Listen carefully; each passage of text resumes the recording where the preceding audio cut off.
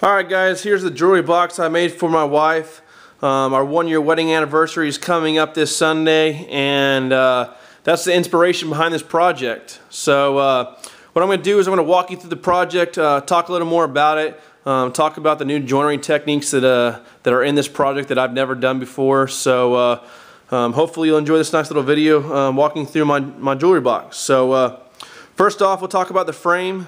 It's just tongue and groove. Nothing special, no router details or anything, just a nice soft modern look, and that's what we were trying to go for. That's what my wife wanted. So as you can see, just a tongue and groove. So on the top, the box is held together with half-line dovetails, and I did those on the Incra table.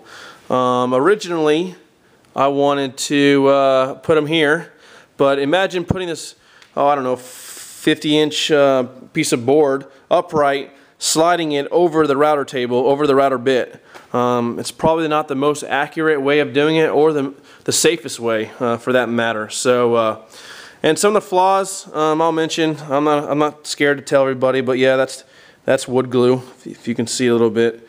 I had a little bit of I thought I was doing a good job of cleaning up everything and being careful, but yeah, like, you know, right there and inside the box, there's some wood glue you can see. So any solutions out there, 2-part epoxy, any other fastener, let me know, please. So again, this is all made out of solid walnut.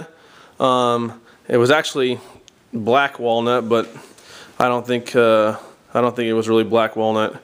Our hardware, or not hardware, but lumber yard here is not the best. And yes, if you noticed it, I just opened that up from the left side. The reason why is because I cut the Fastener holes out on the wrong side. Not a big mistake, but it's one that bothered me for about 15 to 20 minutes when I was out in the garage, trust me. So as far as the earring holder, nothing special. We just notched these out. Try to make everything a nice clean look. Again, I was going with that modern look, so there's no details on it or anything. And then I've got fasteners. I've got, I don't know, 6 fasteners that are held together with screws, little square screws. So, and then I got the little hooks off of a website. Those things are a pain in the butt to find if you've ever tried to build a little jewelry box. You can find them, but they're expensive, so I finally found a place that was cheap.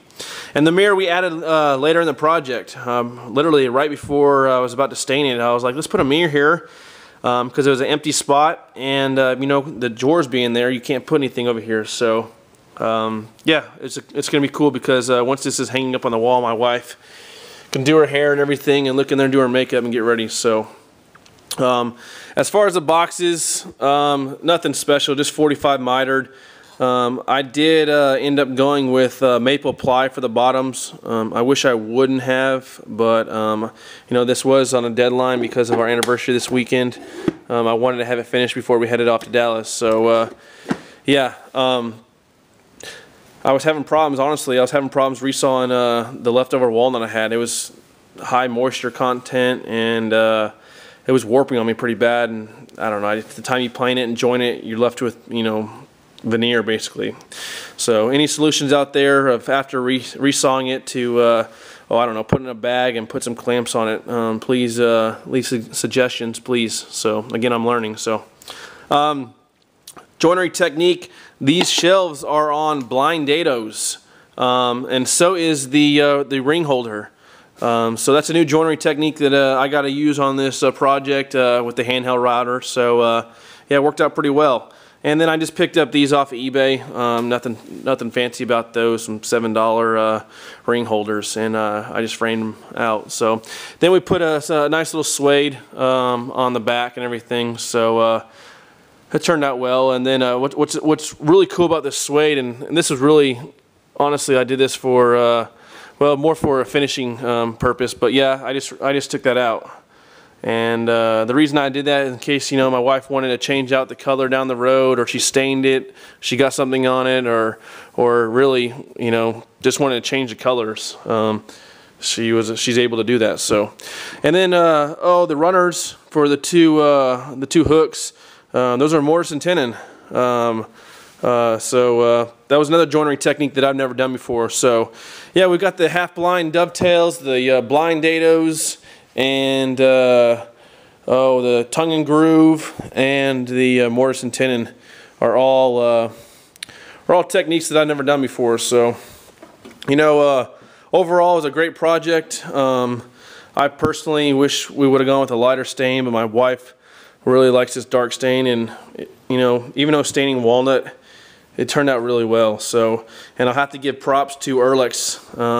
They make a great sprayer. The Ehrlich's 5500 came out great. I stained it with a General Finishes brown mahogany water-based stain, and then I had a finish of Enduro pre-cat urethane, and I got 5 coats on it, and I sanded it, wet sanded it 600 grit, and I'm waiting for it to cure for a couple more days, and I'm gonna buff it out with some compound. So yeah, you know, like I said, since this project turned out really well with the sprayer and the finish and everything, and the walnut, you know, my wife and I are really looking forward to designing our bedroom furniture that I want to start probably this fall.